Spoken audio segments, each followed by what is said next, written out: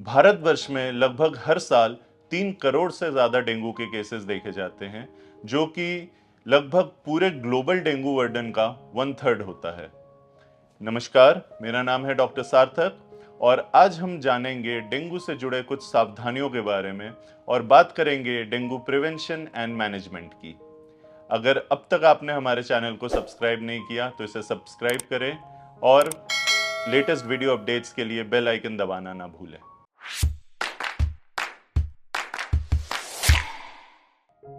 तो आइए जानते हैं डेंगू से प्रिवेंशन कैसे करें।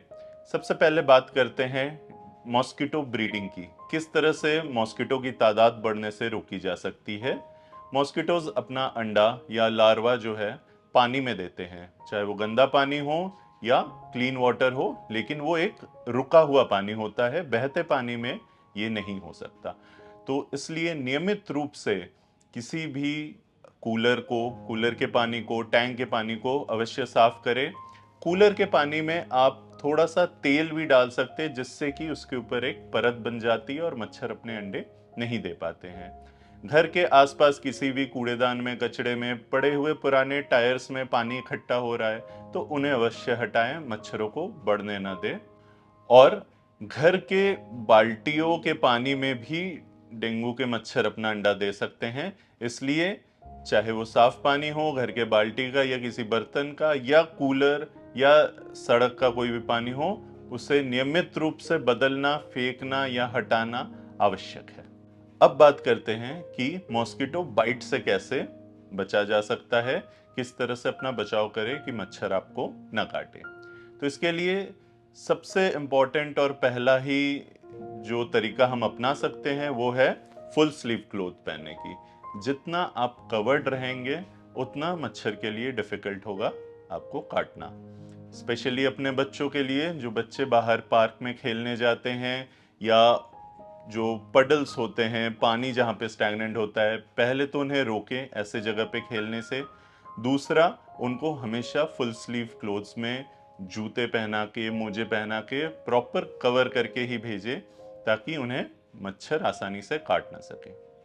इसी के साथ साथ मॉस्किटो रिपेलेंट्स यूज करें। मॉस्किटो रिपेलेंट्स कई प्रकार के आते हैं, जेल फॉर्म में, क्रीम फॉर्म में, स्प्रेज भी आते हैं और आजकल मार्केट में बच्चों के लिए कई तरह के मज़ेदार डिज़ाइंस में भी पाए जाने लगे हैं, ताकि वो मना ना करें। क्योंकि आप बच्चों को फुल स्लीव्स क्लोथ पहना के तो भेज रहे, लेकिन फिर भी उनका नेक का एरिया, फेस का एरिया, हाथ के पंजे, ये सारे ओपन एरियाज है जहां फिर भी मच्छर काट सकते हैं। तो ज़रूरी है कि फुल स्लीव्स क्लोथ्स के साथ साथ हम दूसरे प्रिवेंशंस भी लें। साथ ही साथ सोते वक्त मॉस्किटो नेट्स का इस्तेमाल करें। आजकल मॉस्किटो रिपेलेंट्स, इलेक्ट्रॉनिक रिपेलेंट्स भी आते हैं, जिन्हें आप रात को ऑन करके सो सकते हैं ताकि आसपास मच्छर ना आए। स्पेशली जो छोटे बच्चे हैं, इन्फेंट्स हैं, उनको कवर करने के लिए भी मॉस्किटो नेट्स आते हैं, उनका प्रयोग करें। याद रखिए, डेंगू के मच्छर सिर्फ रात में ही नहीं, दिन के टाइम में भी काटते हैं, इसलिए रात के सोते वक्त नहीं, मेरी सलाह ये रहेगी कि मॉस्किटो रिपेलेंट्स का प्रयोग हर वक्त करें, दिन के वक्त में भी करें। इन सारे मेजर्स के साथ ही साथ आप अपने दरवाजे और खिड़कियों पे भी स्क्रीन लगवा सकते हैं, नेट लगा सकते हैं, ताकि गर्मियों की वजह से उन्हें बंद करके तो नहीं रहा जा सकता, लेकिन हवा आने जाने के लिए नेट रहे, मच्छर अंदर ना आ पाए। प्लस फुल स्लीव्स क्लोथ्स अवश्य पहने, लेकिन लाइट कॉटन के पहने, ब्रीदेबल क्लोथ्स हो, ताकि बच्चों को गर्मी न लगे, वो इरिटेट ना हो और जल्दी उन्हें उतार ना दे। इसलिए बहुत ज़रूरी है, educate your children, spread the awareness about dengue. Dengue के बारे में अपने आसपास में लोगों को बोलिए, समझाइए। स्पेशली जो आपके हाउस हेल्प्स हैं, घर के लोग हैं जो आपकी मदद करते हैं, उनमें ये अवेयरनेस जगाइए, अपने नोन टूज में, अपने लव्ड वंस में। अब बात करते हैं कि अनफॉर्चुनेटली अगर आपके नियर या डियर वंस को, परिवारजनों को, किसी को भी डेंगू हो जाए तो फिर क्या करना चाहिए। इसमें बहुत इम्पॉर्टेंट है पहले तो कि ये समझना कि डेंगू हुआ है या नहीं, उसके लिए ब्लड टेस्ट कराना बहुत आवश्यक है। डेंगू का फीवर जो होता है वो शिवरिंग के साथ आता है, कपकपी होती है, बहुत ठंड लगती है, तो ये अपने आप में एक इंडिकेशन है कि शायद ये डेंगू का फीवर है तो अपने डॉक्टर की सलाह अवश्य लें और ब्लड टेस्ट कराएं। डेंगू में ज़रूरी है कि वाटर इनटेक या फ्लूइड इनटेक बहुत होना चाहिए। पानी, लिक्विड चीज़ें ज़्यादातर लीजिए। साथ ही साथ फीवर को डाउन रखना है, इसलिए अपनी डॉक्टर की सलाह से पैरासिटामॉल अवश्य लेते रहे। जब भी फीवर आ रहा हो 39 डिग्री सेल्सियस से ऊपर बॉडी टेम्परेचर को जाने से रोकना है।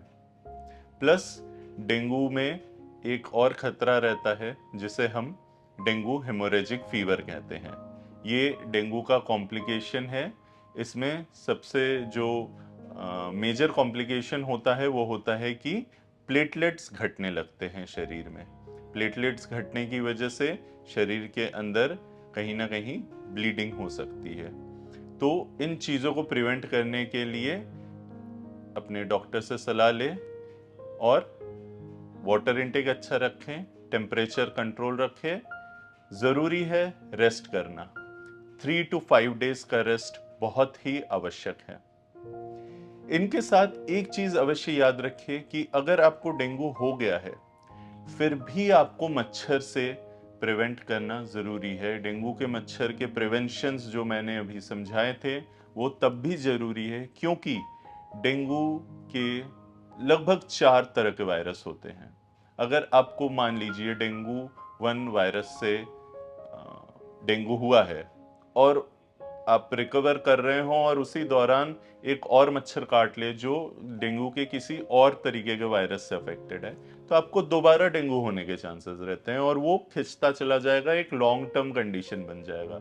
इसलिए जरूरी है जब तक आप कंप्लीटली रिकवर नहीं हो जाते अपने आप को मच्छर से बचाना है।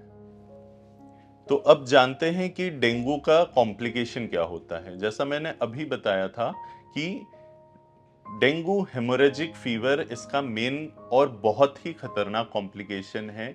इसी वजह से कई सारे डेथ्स देखे जाते हैं। डेंगू की वजह से मौतें इसलिए होती हैं क्योंकि उसमें हमारा प्लेटलेट घटने लगता है। प्लेटलेट का काम होता है शरीर में खून को ब्लीडिंग होने से रोकना। तो जब प्लेटलेट घट जाता है ब्लीडिंग स्टार्ट हो जाती है। आपके नाक से खून आ सकता है, आपके स्टूल में ब्लड आ सकता है।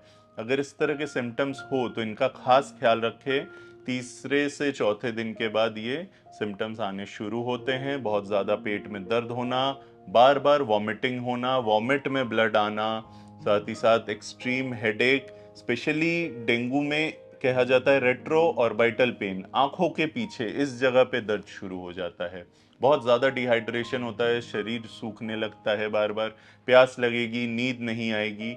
ये सारे सीवियर सिम्टम्स हैं और ऐसे केस में ज़रूर अपने नियर बाई हॉस्पिटल जाएं, अपने डॉक्टर से मिलें और याद रखें एक बहुत ही ज़रूरी सलाह, कभी भी डेंगू के केस में एस्पिरिन या आइबुप्रोफेन जैसी दवाइयाँ न लें।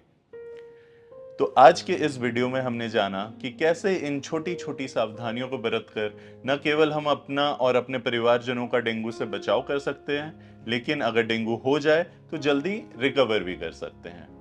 तो मैं आशा करता हूं कि आपको हमारी आज की ये वीडियो पसंद आई होगी और जल्दी हम आएंगे अपने अगले वीडियो के साथ।